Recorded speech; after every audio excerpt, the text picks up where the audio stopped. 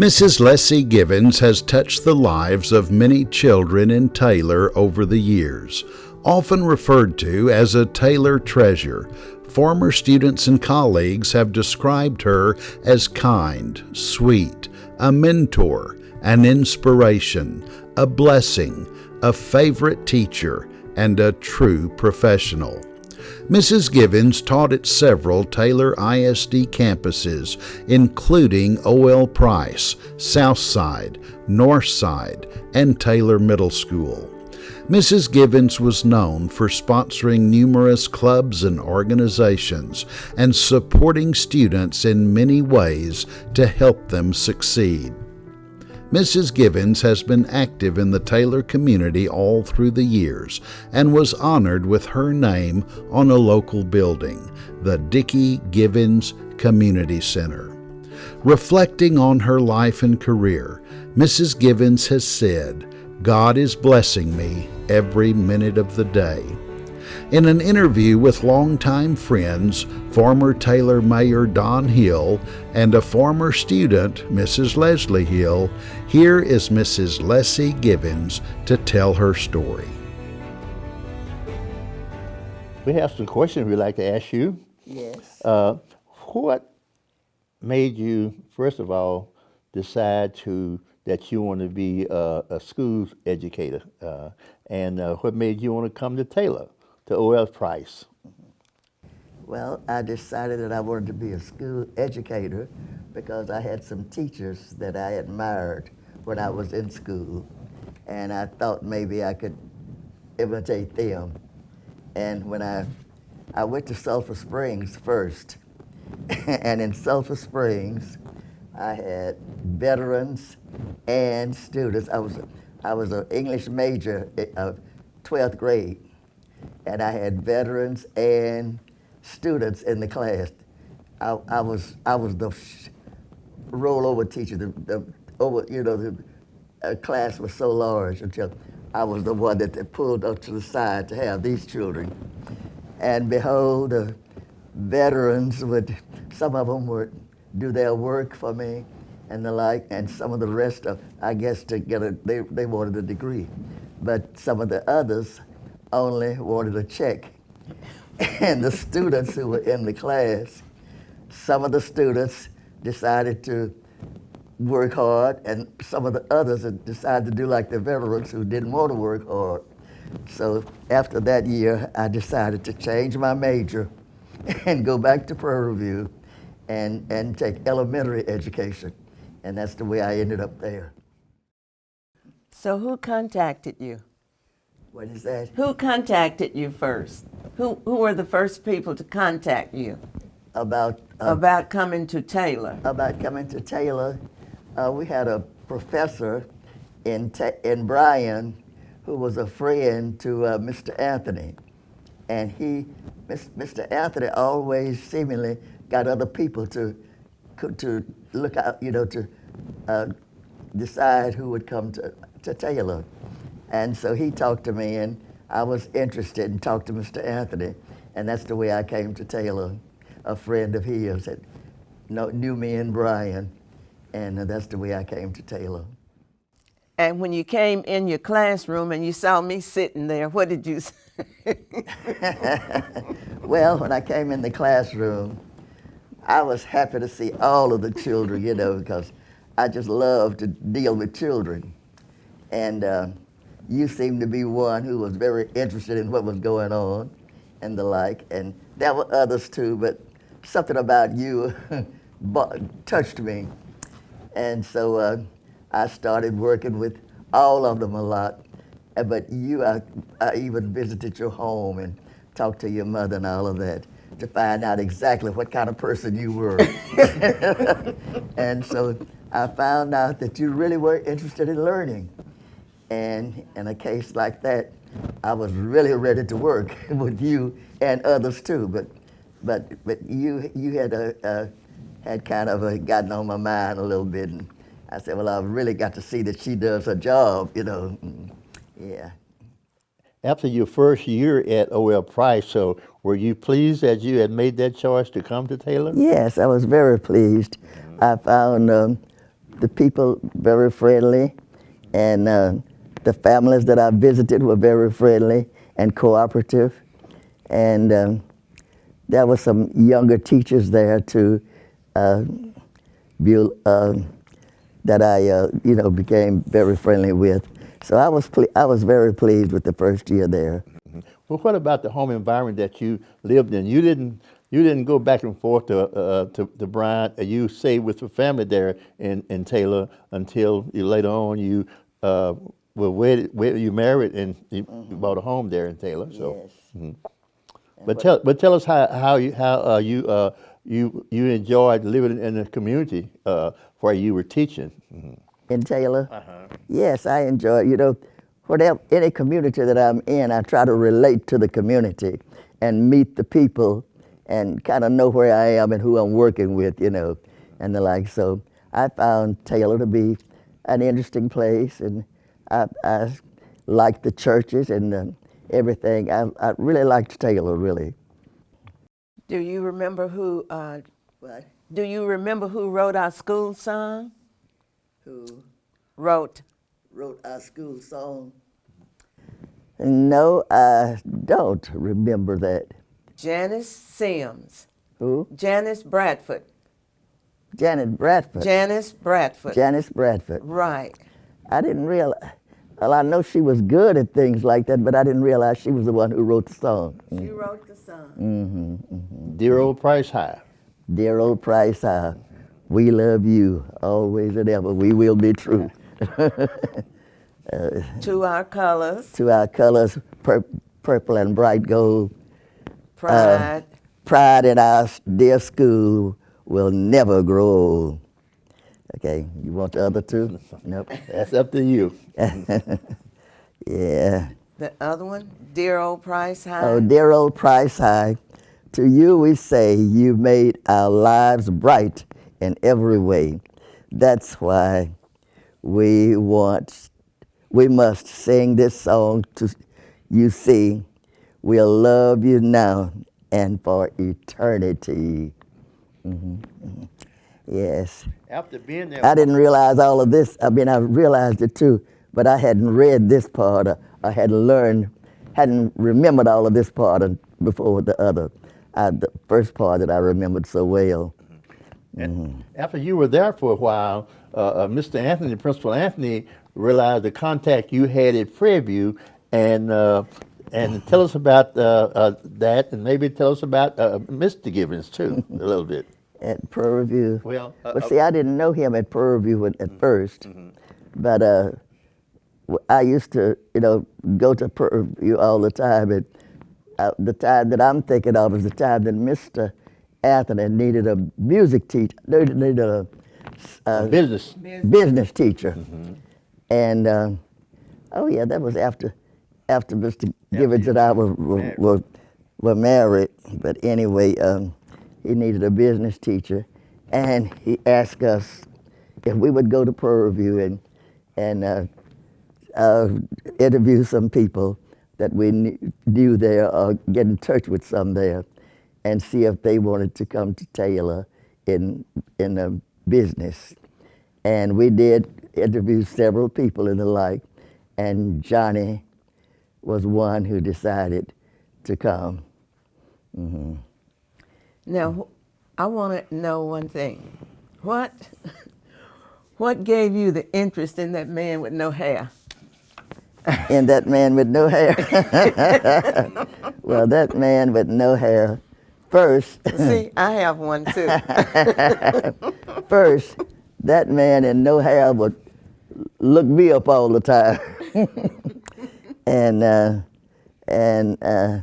when he came to Taylor, there were some other friends there who were introducing him to some of the other teachers there, older than I, and the like.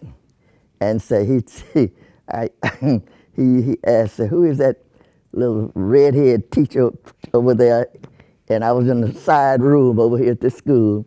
No, I wasn't. I was in a side room though, over at East Side.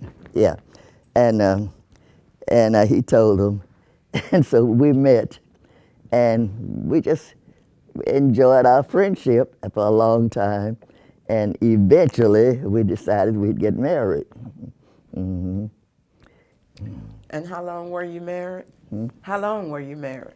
We're married 37 years, I think. Hmm. Hmm. Yeah. Can you tell us a little bit about some of the activities there at Oil Price that you were involved in? At Oil Price. Some of the activities that you were involved in at Oil Price. Like what? Like Preparation for homecoming, preparation for county meet. We had county meet, we Okay, had district meet. I was a person who trained speakers for the Interscholastic League in the city, the county, and around the area. And most of the time we won. We did. We won, yeah. Uh-huh. And the things that I was involved in as a young teacher around there when I first got there, well. Brownies. Hmm? Brownies. Brownies. Girl Scouts. Oh, yeah. Brownies and Girl Yeah, Scouts. yeah. I used to work with the Brownie Girl Scouts and the younger Girl Scouts as well. And one trip we went on to a zoo, and a children's zoo. And when I got off the bus, I was one of the last ones, to see everybody off carefully. When I got off the bus, one of the girls or something and one of the boys, kind of mischievous people, they were walking around with a snake and started toward me, and I started running toward the highway. And someone had to come out there and stop them and stop me, because I don't know where I was going, but I wasn't going to let them come up on me with that snake. Yeah, they like to tease you about things like that, So that was kind of fun and then a little upsetting too. And as I can remember, you were also our teenage club director. Teenage club director. Teenage record. Teenage club. Oh, yes. We had the teenage club, and we had different activities for you all, plays and socials and various things. And when we had the dances, the teachers were the chaperones, and the children would come in, and everything was inside. They didn't have any reason to go outside at all. So parents were very pleased with the way we organized the social clubs, and the like. Mm-hmm. And they were pleased when the children could go to them and be cared for. And we knew that they knew that they weren't going to get into trouble. Mm-hmm. Anything else at Oil Price before 1965, 66? Is there any other activities that you were involved in at Oil Price before 1965, 66? I have one other question. I'm trying to. Okay. I have one other question. She got another Yes. question for you. Mm-hmm. When you think back on Oil Price, what is it that make you smile the most? The most. What makes you smile the most? Well, I don't know. I had a lot of enjoyable times there, but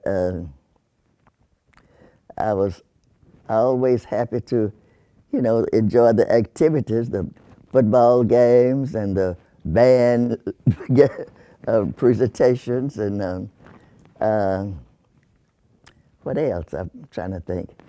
You're pushing me back a little far now. I can't remember all of the things, but I enjoyed the school very much. Mm-hmm. What about seeing students that have accomplished something that you had a part in playing? What is that? What about some of the students that you see that have moved forward and can say, Miss Givens helped me to get here? Well, I am very, very pleased with students.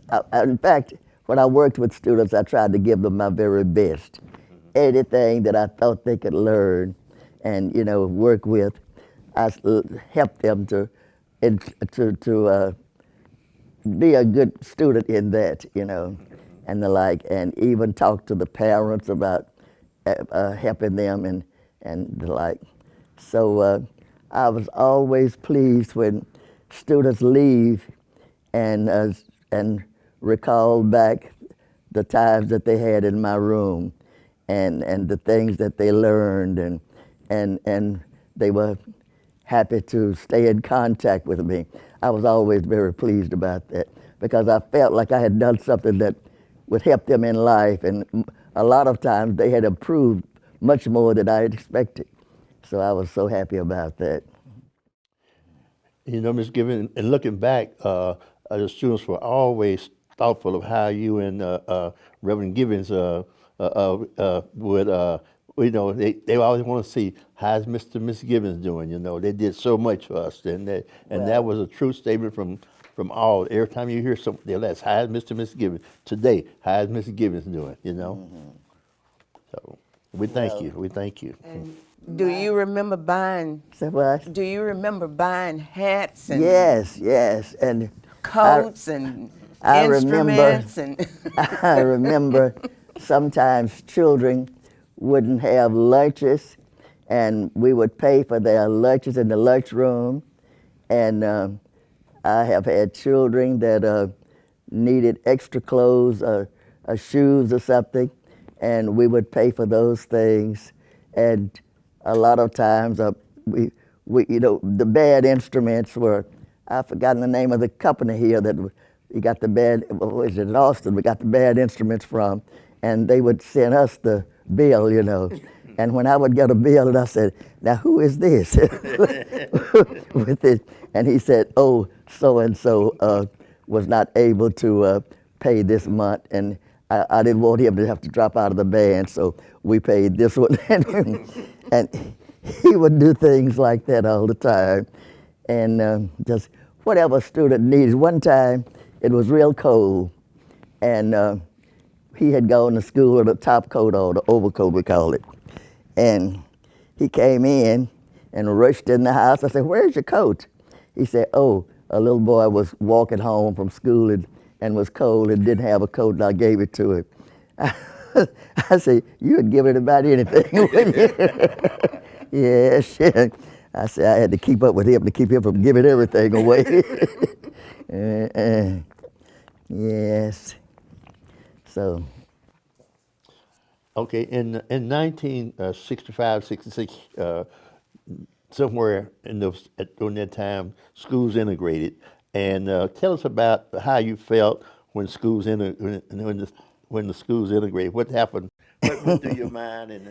Well, the first thing was we heard that schools were going to integrate, and we had to kind of, look that up and see approximately what we were going to run into. And one thing happened all the time was in May, April or May, we got our contracts for the next year. This particular year, May came, no contracts. June came, no contracts. July came, no contracts. And a lot of the teachers, we talked about integration, and a lot of teachers decided, well, we better go find us some jobs, So they started moving out to different places and to get work and the like. And one time I was a place, we had just bought our home in Taylor, and we were still paying on it. We hadn't bought it, we were paying on it. And I was walking down to a place where we go and get special lunches occasionally. They call Jumbo Gray's wife. But anyway, a lady across the street from her saw me going, and she said, hi there, Miss Givens, how you doing? I said, oh, fine, and you? She said, fine, I hope you are fine, because I hear that y'all not going to have a job next year. Said, I guess you're going to have to go out and pick cotton. So I looked at her and told her, I said, well, you know what? She said, what? I said, well, we're not going anywhere. And so when school starts, you'll know what we had to do and the like. So when school started, we were in our home and we had our jobs. So did she ask you again? After then, she'd just wave at me when she'd see me. So this is one teacher that didn't leave, but a lot of teachers did leave, you know. And we were sorry to see them leave, but they felt like they weren't going to have a job that next year. So but we had invested in just, you know, paying on a home and all of that, so we decided to stay and figured that in music and I had a little record in my work, you know, a pretty good record. So I figured we could find a job, you know, later if we had to go. But if we didn't have to go, I was happy to stay. Well, I know you had told us in the beginning, not just you telling me, but the teachers, we're going to have to really prepare y'all. You remember saying that to your students? And your second graders were doing multiplications even before we were supposed to. Well, you know, when I first came to Taylor, I didn't have a schedule of work for the second grade. I had to make up my own. And when I found out what kind of students I had and what they were capable of doing, I carried them as far as I could take them. And so we learned words according to whatever was necessary, you know, those that meant more than one, and how to change the spelling of certain words in order to do certain things. And we also started work on our math. We did our addition and subtractions in the second grade.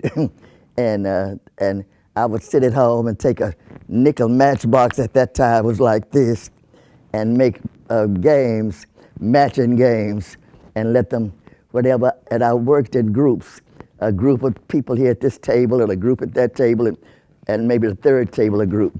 And I had to have something to keep them busy working and not playing and talking, you know. So I stayed up and made games for them and all of that. And it just ended up that they turned out well and did well.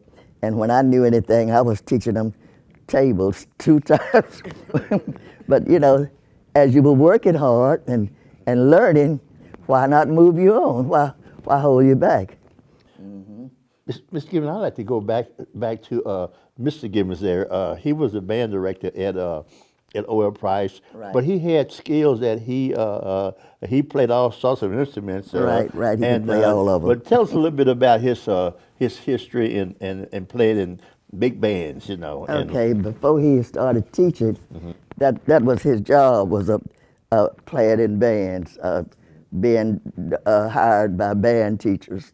And he played, when he decided to go to college, he had already been to college at Oklahoma, but he was in agriculture. But a band teacher came to Oklahoma and was looking for some children to play in the band and the like, and he volunteered, and that's where he started. And so then he, after he played in the bands for a long time, he decided he wanted to work in the school system, wanted to teach. And so he came to Texas and went to Houston Tillotson at the time. It was Tillotson, not Houston Tillotson. Tillotson College at the time. And Nat Williams was the head band man, and they got to be real friendly, and Jerry had a lot of experience and everything, so they worked well together. And then what president was this? Johnson. Lyndon Johnson. Lyndon Baines Johnson. They played for his inaugural in Austin and the like. And then he was still, I believe he was still in college during that time. And so then he graduated and was trying out in Taylor and in Rockdale. And so he decided, I guess because I was there, he decided to come to Taylor to stay. And so that's when we really got to be close friends, when he decided Taylor over Rockdale and the like. And so That band group that he was he could play any instrument. Involved in there at Houston Tillerson. Nat Williams was the band director there at Tillerson. I mean at what is it, Samuel Houston? It was Tillerson. One was Tilson, where he and started, the other one was Houston. where he went to school and worked. Tillerson, I think. Okay. It was Tillerson. But then Nat Williams was the band director there. The head man, And yeah. so they formed a group, you know, Right, that they played in all the fancy Right. clubs and all. Right. But I'm hearing that he taught James Dickey how to play, and James He Dickey taught Dickie how to play the drums. And James Dickey played drums with them for a long little time. while as a youngster. So okay. And 2 years ago, he was still playing those drums. 2 years ago, Dickie was still playing those drums. Yeah. Yeah, he taught a lot of students, you know, to play instruments. And I was just surprised because I didn't know it wasn't easy, but it seemed easy to him to start students off who didn't know how to hold the horn and all that kind of stuff, and end up doing a good job. Even at Prairie View, they went down and won first place. We did that for 2 years. Okay. We went over to Houston Tillerson and to a contest. I don't know what that was, if that was district or what. But one of the guys couldn't come. He was sick. And no one knew how to use the cymbals. So he looked at me. He said, you gonna play the cymbals? I said, I don't know how to hit those things. And he said, you gonna learn today? Uh-oh. He said, now, when he showed me how to hold them, you know, how to bring them up and hit them. And he said, now, when I do my head like that, you do that. And we won. We won. So he was good at, if you didn't know, he's going to make sure you knew. And always a very likable person. Oh, yes. Very likable person. Everywhere he worked, when we integrated, everybody seemed to like him. I met a lot of friends that I had worked with, but we got to be close friends through him. They always talked about Mr. Givens, Jerry Givens. But tell us how the superintendent has asked him to do a special thing with those former teachers at O.L. Price, trying to locate them and what he Oh yes. After we integrated, and a lot of teachers left, they thought it might be a problem as to them saying, I left because I didn't get this, or this didn't happen and all of that. And they asked me to leave or something like that. So the superintendent got my husband, got Jerry Givens, to take a form around. We knew where most of the teachers had gone, to take a form around and have them read it and sign it, you know, that they left on their own intentions. And so that's what we did for one summer. He was paid to go and find these teachers and let them sign the papers that would not cause any problems to O.L. Price, saying that they were run off or told they couldn't work or something. They left on their own. Tell us about you after integration, how you were assigned to Southside School. I taught second grade all this time, and I felt like it was nothing like second grade. I was the first classroom teacher with a regular classroom of my, students of my own in the classroom. Everybody else who had worked in homemaking, students from here, there, and elsewhere, and band, some from here, there, and what else? Homemaking. I said homemaking. What else? Oh, agriculture and all of that. But nobody had a regular classroom of students. No black teacher. So when I was assigned a classroom of students, well, that's what I had. And I went to Southside and worked with Miss Rowena Stone. And when I first started there, that was her job to find out if I was qualified, to see if I could work there and the like. And so she would check my lesson plans and the like, and something on there she would question maybe. And I would tell her, well, I got this from the teacher's manual for students, for the teacher's manual to learn to teach for this, And so I would show it to her. And so she saw that and saw what I was doing and how I was doing it and the like. And we got to be close friends. We went to meetings together in Austin and all of that. And she found out that I was really working hard on things and trying to do what I should have done, the way it should have been done. So that's the way that works. So that was, but that first year, they gave me third grade. And I wanted second grade. And the next year, I asked for the superintendent for the second grade, and they assigned me to second grade. But the first year I went was third grade. Mm-hmm. And I understand you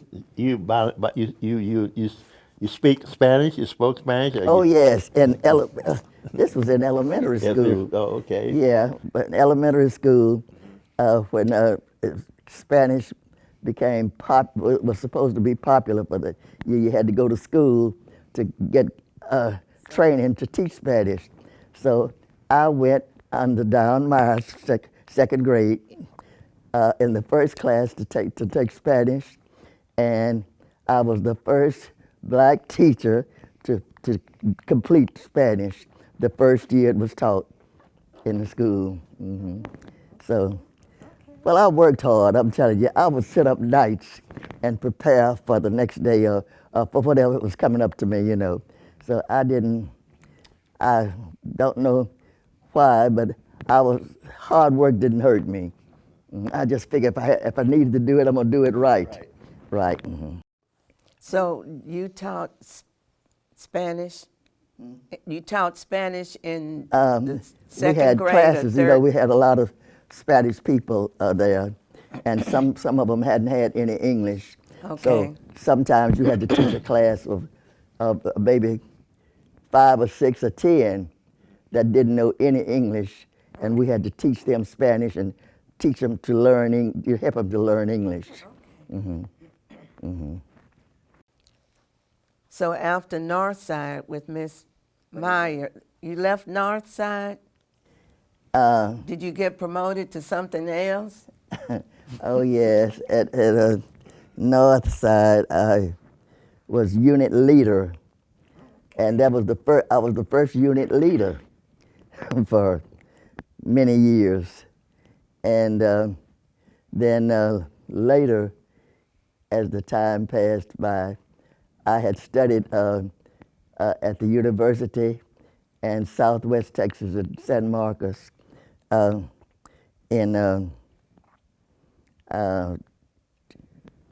working with people who needed extra reading. And so I got a certificate in reading. And then after working at Northside for a lot of years, I decided that I wanted to go to middle school. Well, I'd go to middle school and teach reading. And there was another teacher there who had a classroom and the like. And I worked with her for a while. And then later, I was given my own classroom and own work equipment where I could teach the reading. And on the reading, I became assigned to St. Mary's and worked there for 5. I assigned to stay there 5 years that I did, teaching reading. And that's where I retired in the reading area. I have a friend Oh, yes. who told me that he saw you on a video teaching, I assume, teachers in a class. Teaching some teachers. Yes, trained teachers. Did Well, you train any teachers? I may have, in various areas, but not a lot. But I know that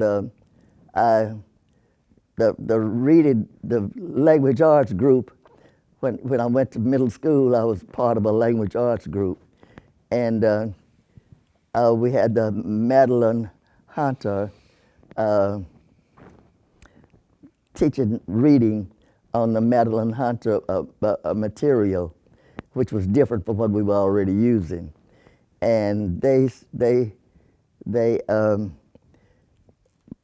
decided that I should go on videotape for the in-service training for all of the teachers to do the Madeline Hunter program, and I did, but everything turned out well. Well, good, good. Another thing, what was your leadership role at Texas State Teachers Association? The Texas State Teachers Association was that Texas State Teachers. Was that the black organization or the white one? Both of them. Did you do something in both of them? On the black, before we integrated, the Black Association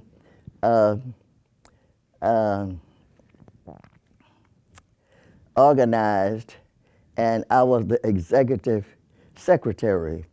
And after a period of time, we couldn't find anyone who could lead, and we had, all of the teachers in Central Texas, you needed to get in touch with them and get information to them once a month and the like. And so they didn't find anybody who was capable of taking care of that and your classroom too. So with my stay up all night self, decided I would accept that job. So I was executive secretary and reporter for the Central Texas Teachers. That was the Black Association. And the other association, I was, Lord, I've been so many things, can't think of all of them. I was president of our unit in Taylor for 2 years.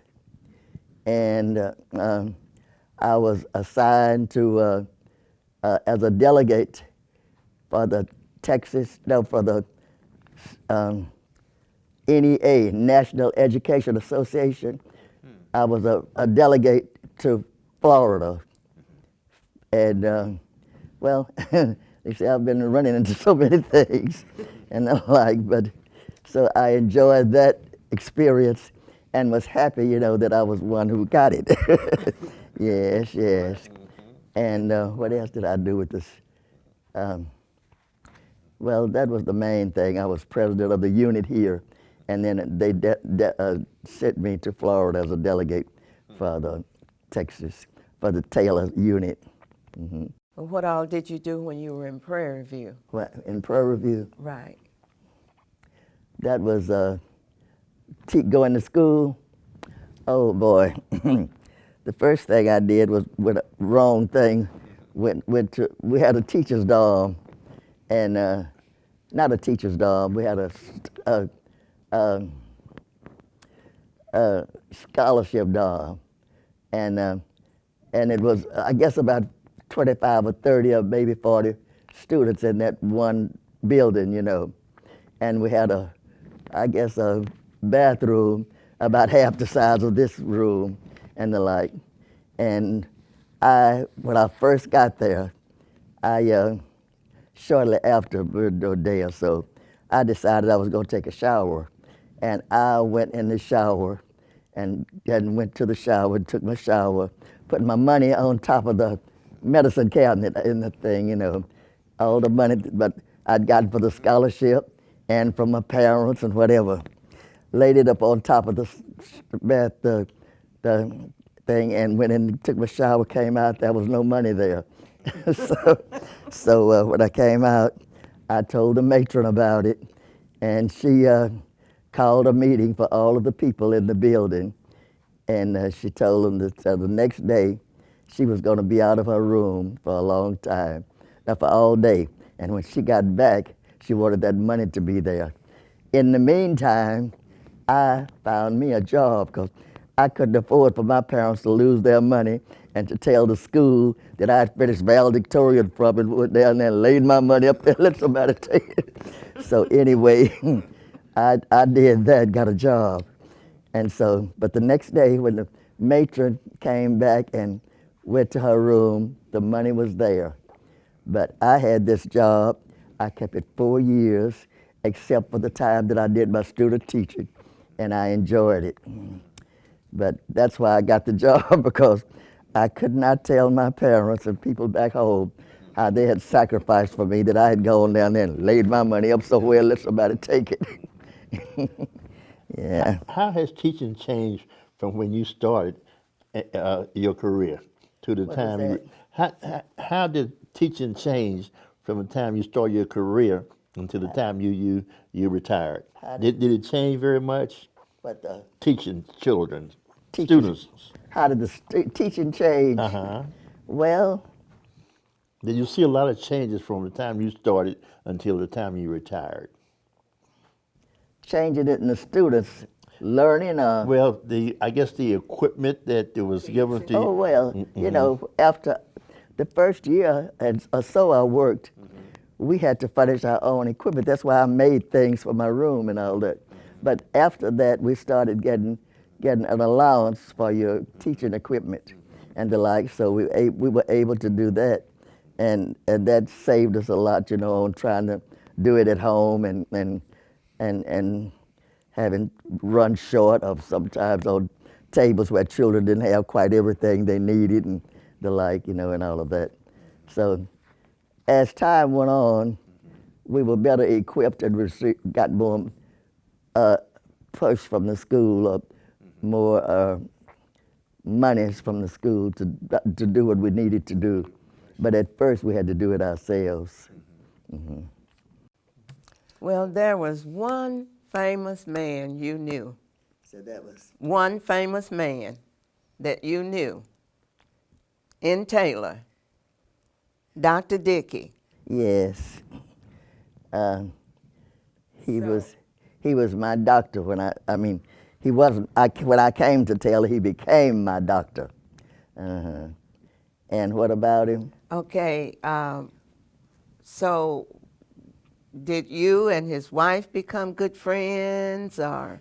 Well, he was my doctor. I got him to be my doctor, and I met his wife. And after my husband and I got married, our first house was rented from them, and the like. Okay. And she was over the Welfare Workers Club, and so they were meeting in homes and all of that and things. So she would always be asking me, "When are you gonna join the Welfare Workers Club?" I told her I can't join that club. Why? I said, because I don't have anywhere for us to meet. You know, I had a small red house and everybody had their homes and all of that. And so she said, not everybody. And she started telling me about some people who didn't have theirs but were in it, you know. But I still had complaints. I felt like they were all older than I was and set up and more able to pay their little $2 a month dues and all of that. And I had just started teaching not too long before and the like. So she finally talked me into joining it. And I did start working with the Welfare Workers Club. And every time I would look up, she had something else for me to do. something else for me to do. And I, just became so involved in it until I just felt a part of it that I wanted to do it, had to do a lot of things. So you were the third president, is that right? Right. You were the third president of the Welfare Workers Club? Something like that. And I was president, I think, for 18 years or something like that. But I forgot exactly. I don't know whether I was the third. I think I was You the were third the one. third. Third president, yes. think, You followed Miss Hatcher. And You followed Miss Hatcher. Well, Miss Dickey died, Right. and Miss Hatcher took it, and she was president for about 5 years or something like that. I'm not sure. And I took it, and nobody else would take it. So I kept it for 18 years. And then after I kept it 18 years, working with the center and the rental and all that kind of stuff, when I gave it up because I was overloaded with things, and I think my husband had been kind of sick then and the like. And nobody else wanted to take the rental. So I was not president anymore, but I had to rent the building and keep it. And that's when I fell in love with Don Hill's work, because I could call on him for, I didn't know all of the people who were doing the best work and cheaper work and all of that. So I could call on him to give me some help on it, And he also got help from clubs and like that and the like. So, but anyway, that was where I got started on the community center for those many years. And I think I supervised the community center for about 35 or 40 years. It was a long time. Until I felt like I was too old to handle the job. And, with the people, different people coming in and the like, and I became concerned about my welfare. Right. And so something, I went to I don't know whether it was Midland or California for a vacation. You went to a Midland. little time or something. And I left Mr. Hill in charge while I was gone. And when I got back, he was trying to give me the keys. I said, no, I think, well, my family was on me too, They would tell you don't need to be still doing that now. You don't know who's coming in your house and what's going on and all of that. And so they had talked to me so much until when he was trying to give me my keys, I told him, no, you keep the keys. And I said, what's it gonna make you a manager in charge? Custodian, Something like curator, that. you named it. But anyway, I felt like, and see, nobody else had wanted to take it, so there was no need to asking some woman to take it, So, and he was a good worker and had helped me so well, so I laid it on him and he accepted it. Oh boy. Well, I think it's about time for us to close. Say what? Unless you have something else you want. I don't know. Anything? I don't know of anything else. Okay. So how's your health? I'm not hearing you. How's your health? Tell us about your fall here in September 2019. You fell one night. Tell us a little bit about that ordeal. Well, in 2019, you had a fall. Yeah, out of the bed and couldn't get up. And you laid on the floor. Yeah. Well, see, I've had several falls. You talked about the one That I stayed on the floor all night. That's right. Yes. I was going into my bedroom and was getting off the linoleum and going into the carpeted room, and my foot slipped some kind of way, and I fell to one side in the doorway against the door, and I prayed and I screamed and I called for help and this, that, and the other, and nobody heard me. I didn't have any close neighbors, Well, one close neighbor, but she said she heard me, and she called the neighbor next door. But then after a while, I wasn't screaming anymore and the like, so they didn't do anything in particular. But anyway, somewhere that night I had screamed and cried so much until I prayed and asked the Lord. I said, Lord, if I'm able to be here in the morning, please. I mean, I was leaning to one side like this. I couldn't raise a hand up. I couldn't move my body like, no kind of way. And I had to lean up against that door. And I just felt like I was going to go that night. But I said, if I'm here in the morning, would you please allow me to get to a telephone? Because I couldn't do anything. And so the next morning, when I woke up, I could move my leg a little. And I took my leg about a fourth and drug myself a little at a time across from that room, from the entrance of that room, across my den and dining room to a telephone, and then made a call and the like. But I had some night that night. I'm telling you, Lord had really blessed me. And had to have major surgery. Right. You did major surgery on that. Right. On that. Yeah, knee. the doctor said I crushed my knee, and said at my insurance didn't want to pay for the surgery, but he talked them into it.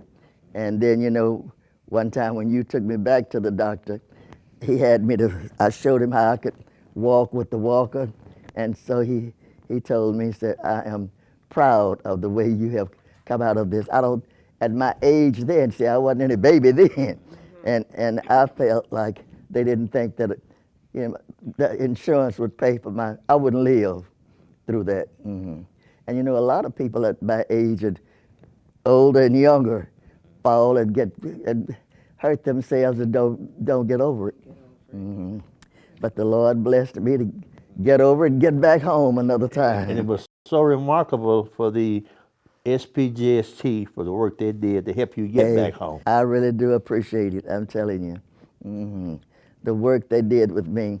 And now that I've followed again and back at SPJST, I walk today with a walker, and I hadn't done that in a month and a half. Since the first day. And I just said, all I could say was, thank the Lord. Thank you, Jesus. Any other comments you want to make? And another thing, when I went to get my driver's license, I just went, I figure I'm not going to get Just to any be license. going, huh? So I'll just go and take the test or whatever and let them give me that paper that they give you for identification and the like. And I went in there and took the test, and they told me, you passed. I said, oh, what? You passed? Thank you, Jesus. I'm telling you. Tell them about it at age 93 when you told me you thought you make her drive your car again, And I was so happy and the like. And I said there, if I can drive, I'm going to be careful.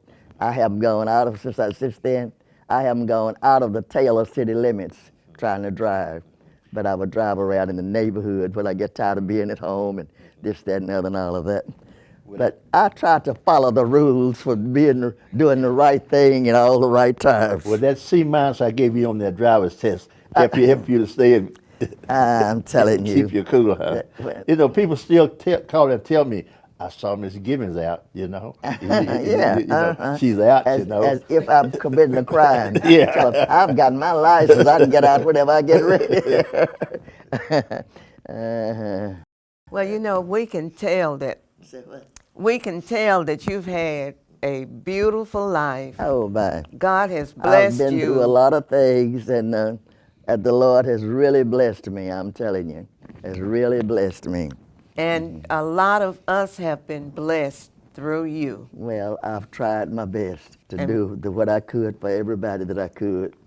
And we love you. I mean, you gave us advice, and See, everything you students did. like you make me feel so good.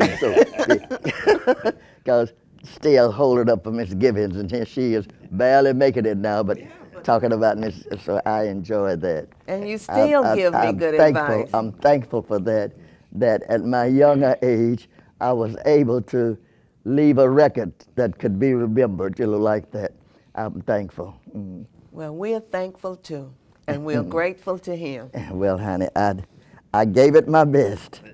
I didn't want you to come fall behind because I was the teacher. You're going to do good. And I'm so happy that you and my mom were good friends, and then you became Don's mother's friend. And Oh, yes. Well, that was another thing I enjoyed doing, was meeting the students' parents and knowing them. If you could talk to them, a lot of times you can get more cooperation out of the students. and that's how I feel. If you become a part of the community, Oh, yes. you can do a whole lot. And I'm telling you, I don't know what, I've been in so many things until I can't even remember all of them. And in church, I've been some of everything. The mission president for years and years, the mission teacher, the Sunday school teacher, everything in church just about, I have at one time done it. But I enjoyed it.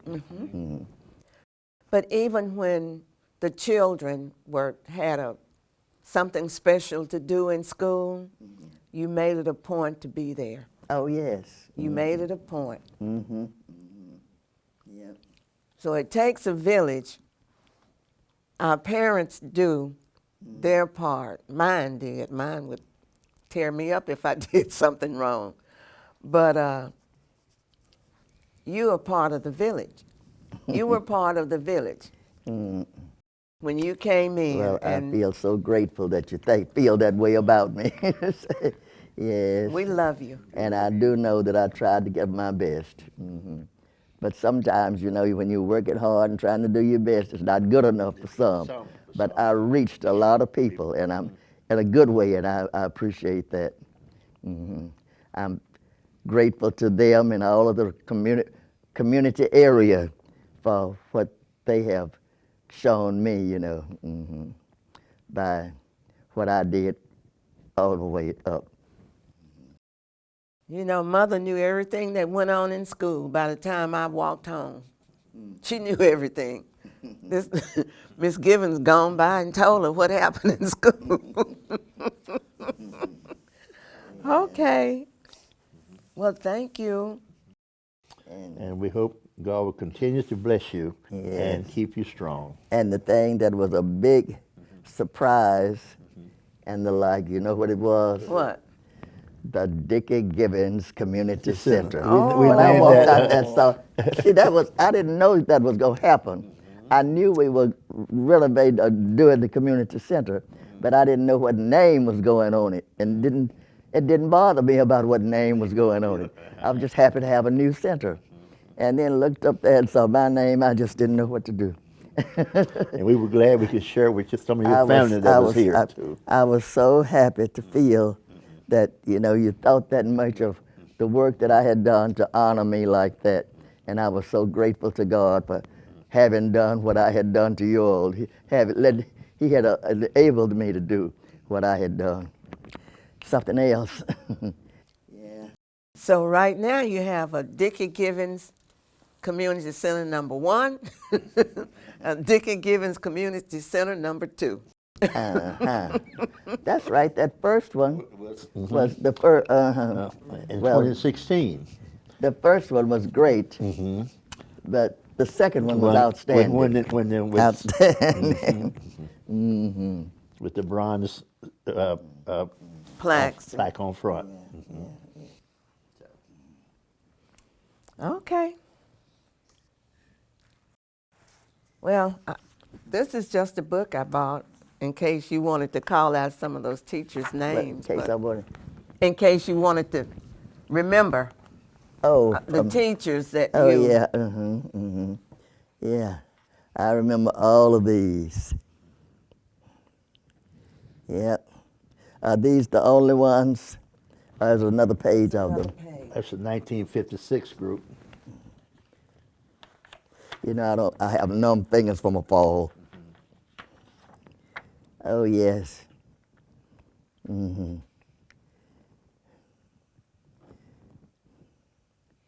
Some of these I didn't know too well. Williams. Oh, yes, I did. Okay, You Miss know all of 'em. Upshaw and Hennington, yes? You knew it. Well, how did I get in this one? You said this was what? 1956. 56, no Yeah. wonder, okay. Yeah, you were there. Okay, You've been there okay. 6 years then. Oh, yeah, All right. Yes. Well, I have this one then. I haven't looked at it in a long time because I've been so busy trying to learn how to walk again.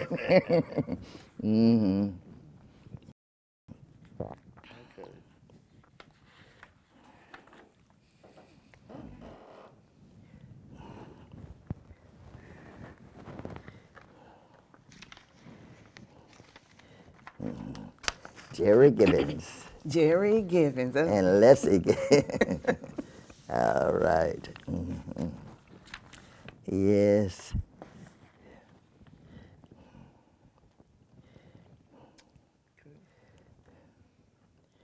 Johnny Elder. I was trying to think what was she before she was Elder. I can't think of what we hired her as. Okay. I can't remember it either. Okay. Yeah. Well, we thank you, Ms. Givens, for this opportunity to share with us a little bit about your history, the educational part, your community part, and your religious part, how you serve, how you continue to serve God, and you still are in touch with your church, and they think a lot of you. The church still thinks a lot of you there, and as the students and even the community, Like I say, we go throughout the area and out of town, and someone said, "How is Miss Givens?" And we hear that so much, And there are not many left asked about, Right. Well, I'm so happy that they remember me like that. Yeah. Yes, But we yes. thank you so very much for this interview.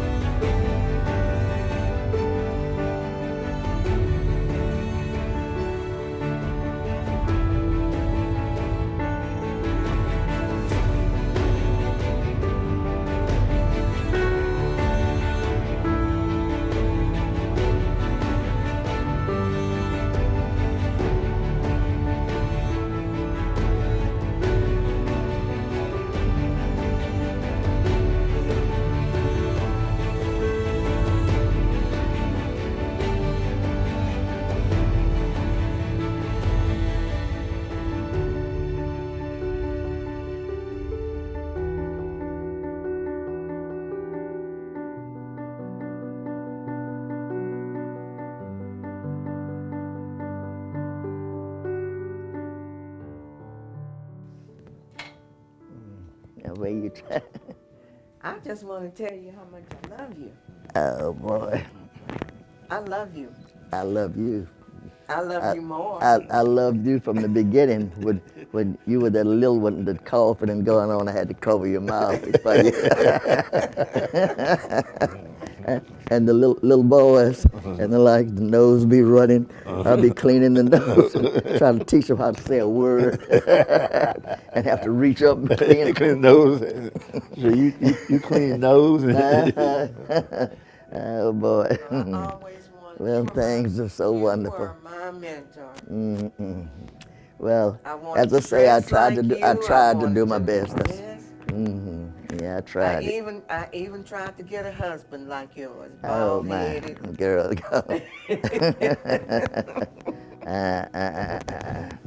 Yes, yes. Well, I'm proud of people who recognize me and have tried to do something in life, you know, and the like. And of course, those who didn't, I said I tried. But the majority of them I hear from are the ones who seem to have appreciated and have done something well behind what they got from the first, second grade on up. Okay. All right, that was wonderful. Well, we- Thank you, Mr. Tim. I am so glad we did this today.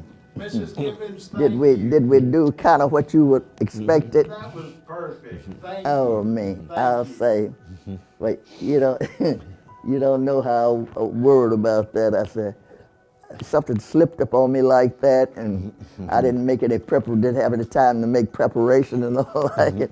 All of that. I said, now what's going to happen? Lord, please give it to me, whatever I need.